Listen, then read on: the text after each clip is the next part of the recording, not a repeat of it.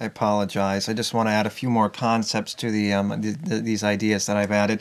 Just a few more brief concepts. So it's this idea of something. I want to add more to the idea that there's more to something than meets the eye. Obviously, there's something more to say than a beam of light.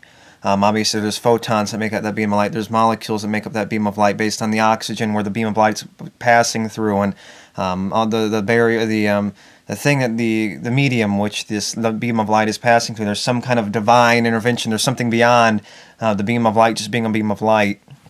But the beam of light is just that. It's just a beam of light. There's nothing more or less to a beam of light than a beam of light. It's exactly what you see, and it's made up of smaller configurations. All these complex molecules in the air in which the medium of the light is passing through. The light itself is nothing more than photons moving through air at the speed of light. So there's nothing more to say something that meets the eye. There's nothing magical. There's nothing ethereally more to something beyond exactly what it is. There's no magic involved in something that's not necessarily just spontaneous to the idea of the idea of something just being spontaneous, that kind of magic of something just magically appearing, but the idea that there's something beyond it. There's something in it that you can't necessarily see, but all that leads us to some kind of infinite regression. There's nothing beyond what we see than what we see, and obviously we're seeing exactly what it's made up of. We just can't see the little itty bitty details, such as the photons. We can't see the photons.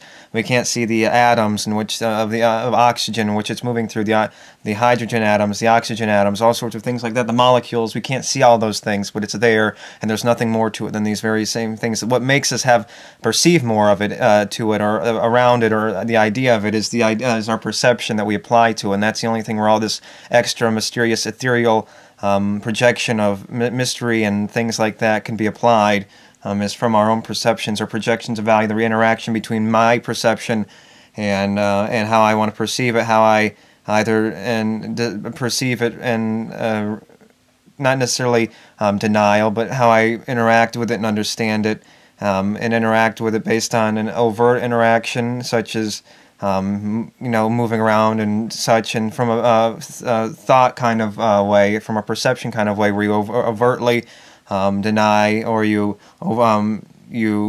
understand, or you're ignorant of. It doesn't matter. Your perception is just a reflection of what you're applying to the outside circumstance, where you make something more than it actually is.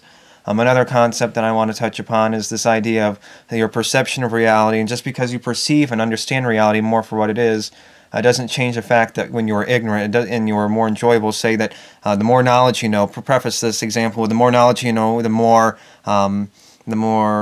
uncomfortable life is in understanding the perception, and the more ignorant you are, the more comfortable, the bliss of ignorance. It's just a perception, it's just knowledge, it's just understanding, and it's just your perception. Obviously, the perception matters, or projections matter. That's what makes life worth living, and so on and so forth. Projections of understanding the price that we're exactly paying, obviously, is something that's important, but it didn't change. The same price was being paid even when you were ignorant, so it doesn't change. Your ignorance doesn't change. It doesn't change in and of itself the other things in reality, other than the reaction it has with your knowledge and having that have a change on itself. So your perception doesn't change, and just because your perception change, you get more knowledgeable, doesn't mean the circumstance change. So say you're depressed now, and recognizing reality doesn't mean looking back. When you look back and look at how ignorant you were and recognizing reality, it doesn't change that fact now. When you were ignorant, life was exactly the same as it was now, and vice versa. It's just the same now as when you were ignorant. It's just the same as when you were ignorant it is now. So it doesn't matter. It's a perception. It's an understanding. It's knowledge. It's learning the ways of reality. And it's just because your perception changed, obviously that's something that changed in reality, but based on all the other things in and of themselves existing outside of you, based on this whole big mechanism of interaction and interaction pieces just bumping into each other. It doesn't change in and of itself the other things that you're interacting with, other than your perception and your interaction with those things based on the perception caused by the cause of your perception. The effect of the cause of your perception having a different effect on how you interact in your environment based on your new knowledge, and so on and so forth. It doesn't change reality around you. It's just a new perception, and things weren't different when you were ignorant. So looking at it as if reality is different. Reality isn't different now. It's a perception and projection of reality based on your perception and how you view reality. So things haven't changed. It's just your perception's changed. And if anything, you can find some kind of solace in recognizing that when you become more knowledgeable and recognize more reality, if you happen to come to recognize reality more, and the more smart you get, the more understanding you have of the reality around you. And the less ignorant, the more you dig a hole out and you see more sunlight. And to use an example, the other example thing I wanted to touch on is the example that I used at the end of understanding and circumstance. We're all victims of our circumstance based on these this very complex mechanism of all these pieces and individual parts moving inside of a big system, like cells on the cells moving around in our biology. How these different pieces are just moving together, and we're subject to our circumstance, and how you can apply yourself to their circumstance if you are in their circumstance. If your circumstance were the same, you'd be doing probably the exact same thing as they were doing based on your circumstance. Obviously, understanding that it isn't your circumstance and that isn't the reality, but it helps you understand that they're victims of their circumstance more than anything, and you can apply that even if you are who you are and it's not changing and your circumstances aren't that way and that's not the reality, you can still understand that they're victims of their circumstance, and it gives you at least an idea that your circumstance could have been the same, but it isn't, but it could have been, even though it's just a projection of your understanding of how the world works onto them and how it could have been you. Some kind of applying fantasy to a reality and understanding that it could have been you, but it's not, and the reality is, but the way it is, but it could have been that way, doesn't mean anything beyond that. This idea that we're just interacting and we're just victims of our circumstance, that's all we are, and there's nothing more to how we are and what we're doing. We're victims of the circumstance based on this complex equation, based on all these different individual pieces and things moving apart and so on and so forth. So yes, we're not doing anything. We're victims of circumstance. If I haven't nailed that enough, we're just victims of circumstance. We're reacting based on our circumstance, based on all these different things that are happening, and these different pieces moving together. So when you look at someone that's doing something that's heinous, evil, that you view, or you're seeing someone do something, being victims when you don't think they should be victims. They're victims of the circumstance, or like you're victims of your circumstance. Have a little more insight, and you can recognize just how much of a victim you are as well, and your reaction and your action on this world, and how even if you don't necessarily intend bad, you can do something, you got an effect, even though you don't intend it to have a bad effect.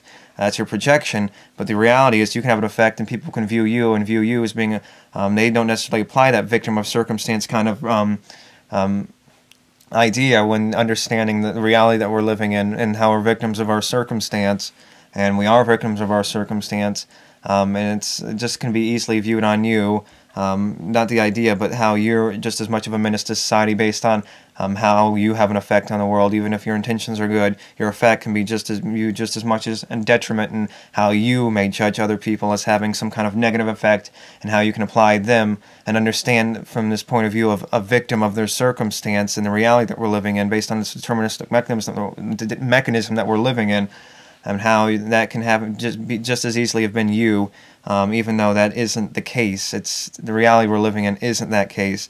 It could have been you because the circumstances dictate who we are, because we're just part of the circumstance, the constant movement of pieces moving together based on our biology, all the things that accumulated to create our biology, and so on and so forth. So we're just as much able to do something that we find heinous, even if it can be applied to us as well in the opposite direction, regardless of intention. And we can, regardless of how you apply judgment to other people, you can be just as much of a victim of their circumstance. If it were possible, you would be doing the exact same thing as they were if you were a victim of the same circumstance. So another thing I want to talk about is this whole if we're just needing thing. The whole idea of need and what we're doing. So need is an idea where we're just needing things. When we say we need something or we want something, these ambiguous terms where we're describing something that we're not going to be satisfied if we don't get it. So like, I need this, I need food. You need food to, at this moment in time, to survive, as far as we know, based on all the accumulated evidence of understanding, unless your biology is different, if you want to get into specifics, but you need. And it basically has to do with comfort. If you're basing it on that kind of idea, we're trying to be comfortable, we're trying to maintain an existence that's comfortable enough, And if we don't get what we want, we're not going to be as happy or satisfied. So when we say we need something or want something, depending on the circumstance, say, for example, food, I need food to survive. Yes, based on the circumstance, a specific circumstance, you can apply that kind of need, that word you need based on a premise. I need to survive, or I want to be satisfied. I want this to be satisfied, but you need this, and only I want this based on an understanding that you don't necessarily know if you need it. You want it, and you want it, and you want it to satisfy you, and so on. It's semantic games that you're playing when you're talking about these kinds of subjects.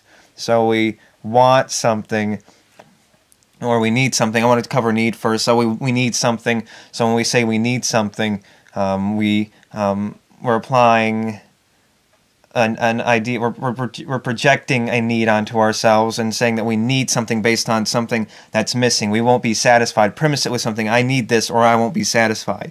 I need this or this. Depending on the circumstance, the premise to which you base your need or want, what you're prefacing your need or want off of, is what you can apply and see if it's really being applied in the right way. Same thing with want. I want this to be happy. Or I guess you can say, I want this to be happy. That's just projection of what you want. I want this and I need this. When you say you need, that's when you're saying you need something.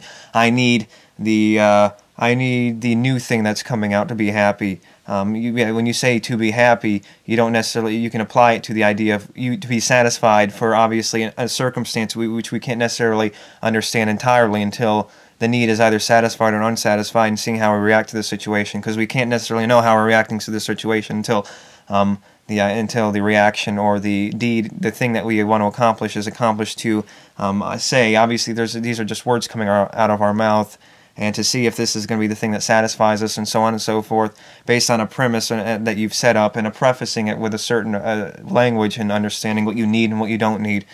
So I need to eat. I need to eat to survive. I want to eat to survive. And all these different things. You want to eat, but you need to eat to survive, but you want to eat to be satisfied. And you can apply certain needs and apply it to certain situations based on those circumstances.